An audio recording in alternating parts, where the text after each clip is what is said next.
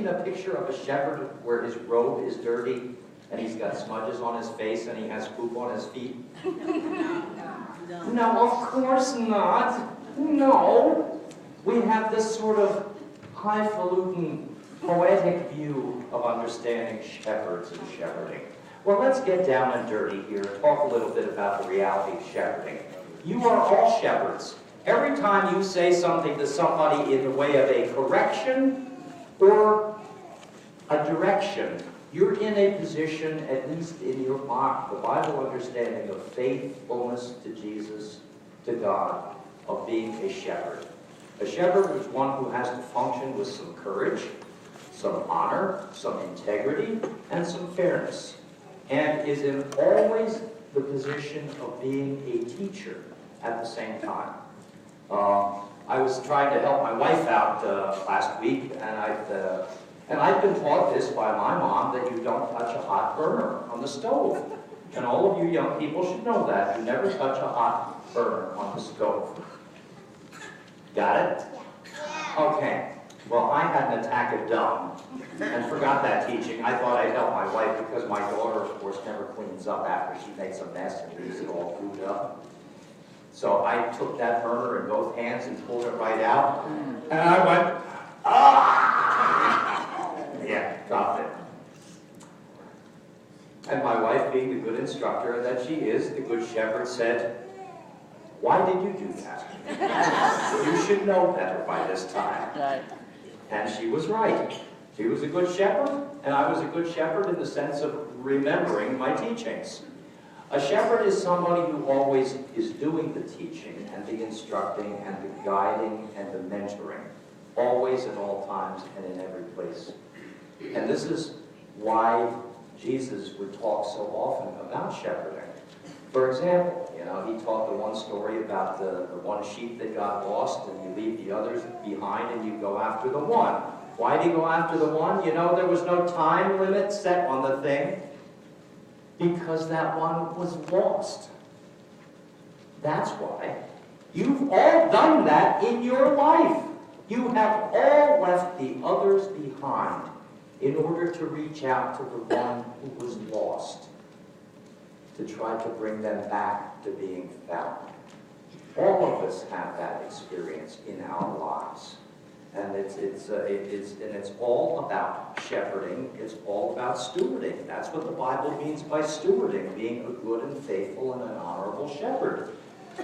Jeremiah, in the first reading that you read this morning, Maureen, was functioning as a shepherd of Israel, as a prophet, by pointing out the bad shepherding, bad leadership qualities of the people of the government in Judah of that day. What they decided to do was to enter into a political alliance with Egypt. And you all know Egypt, right? Nile River, the whole shoot. And they entered an alliance with Egypt against Babylonia. Babylon, Iraq, is its present location. And so Judah got sassy, decided that they were going to invade Babylonia. And guess what the Egyptians did? Think politics, people. What did the Egyptians do? Nothing. They shafted Judah by not showing up at the battle. And so Judah got its head handed to them, quite literally. They were conquered by Babylonia. And Egypt, in return, got a piece of Judah from Babylonia for not keeping its end of the treaty alliance. Jeremiah, the prophet, had been trying for about 30 years in his prophecies to point out to the leaders in their shepherding function and their teaching function that what they were doing with Egypt was a very bad idea and was going to end up with disaster for all of the people. And that's exactly what happened.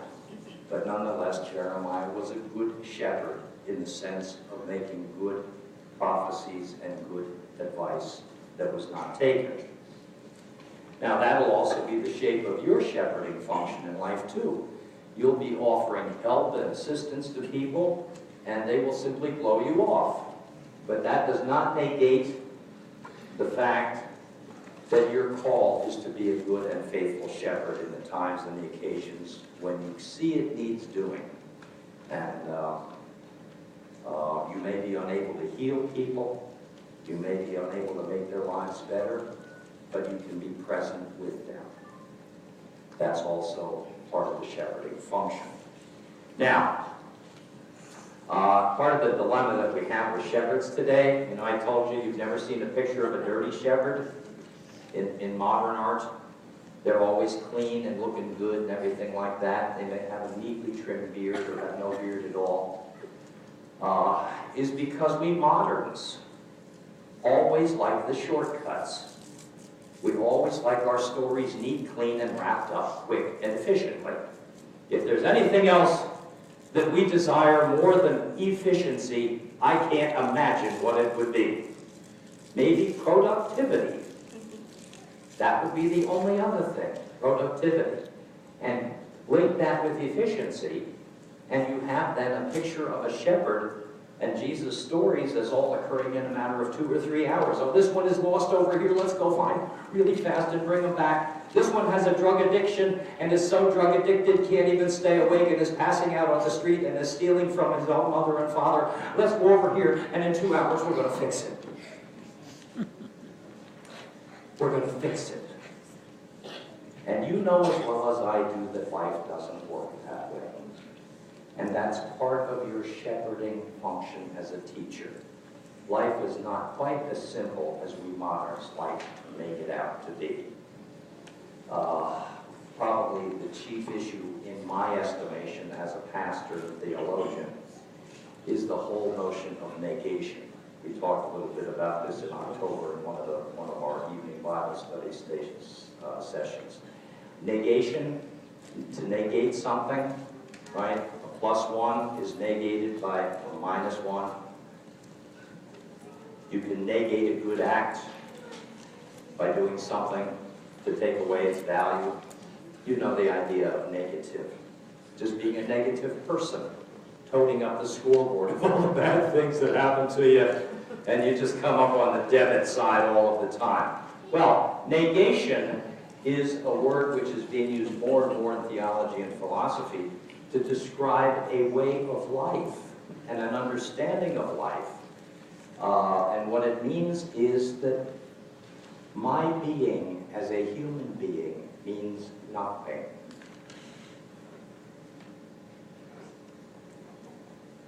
That is the ultimate end if you are a negation. Your life has no value, purpose, meaning. And that is the present philosophy under which most of us live. We hear it and we see it every day of our lives. A positive is always negated by something else. And so you come out in neutral. Our young people, thinking about what the future looks like and holds for them, they're not getting enough positive plus information in order to not have negation impact and infect them with, like a virus. The whole thing about sexting, for example, why do you think people do that? They aren't doing it because it means anything. They're doing it because it means nothing, because they have no being. They have no reason to be alive. They have no value. They are nothing in this world, so I can do anything because I am nothing and nothing matters. So I can certainly do that. I know what. I think we should all go down the street and practice knockout. You've seen that on TV how many times in the last week? Do you think that is occurring for any particularly healthy or good value at all? It is occurring because the young people practicing it are living negation. That is, life has not impacted them in any kind of positive, healthy fashion. They mean nothing. Their lives are of no value. They have no purpose. Therefore, I can do anything. And I will do that. And I will show my anger at being nothing. That is negation. and you'd best pay attention to it. It isn't about the health care plan. It isn't about Democrat or Republicans. It isn't about politics. It's not about money. It's all up here and in here. The values and the beliefs which people hold who are in shepherding places today, leaders, are teaching us that nothing matters. That there is no value. That there is no future of worth. You're hearing nothing good coming from anywhere and anybody. We live negation. And your calling as a shepherd, who is both a guide, a mentor, and a teacher, is to practice the art of teaching the future and living that future in the present. Do you have a future? Yes, you do. But I don't have a job and I have a lousy job. Yes, that is true. Now, how are you going to handle it from there? Here's what most people will do if they're not Christians. They'll say, yeah, life stinks. The corporations are thieves. The people who your bosses are stupid. You get it? You're just going to tote it all up to negation. You, on the other hand, as a follower of Jesus, are called to be a steward of life and a shepherd. And that means to help people find a way, a path, and a hope for the future, which does not yet exist, but it will, because Jesus has said it is going to exist. A lot of people don't buy that. I was reading, the desert monks, they're always good for a story, you know. The desert monks. One of these fellas, who was a very, very wealthy man, just couldn't think and imagine about dying and not being able to take his wealth with him. So he kept after God in his prayers, and he kept after the angels when he met the angels who came to visit him to tell him to prepare for dying. And then one day he died with the promise from the angel that he could take one bag, one suitcase with him to heaven. And he got up there to heaven to St. Peter at the pearly gates. And St. Peter said, "Ah, yes, Joseph, you are here. I have a question. Why were you insistent on bringing this bag with you?" And Joseph said, "Because it has everything that I value in this world." "Can you open it and show it to us, Joseph?" "Why, of course, St. Peter." And he opened up the bag, and he had converted all of his wealth to gold bars. And St. Peter looked at him and smiled. "Well, thank you, Joseph, for bringing paving material to heaven with you."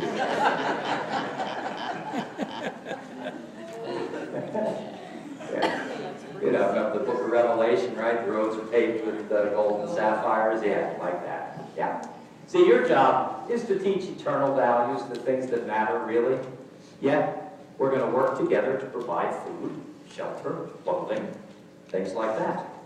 More importantly, we're going to be teaching the values that really matter and which hold a person up. The value of individual freedom, yes, but the value of belonging to a community and using your individual skills for the sake of the betterment of the community.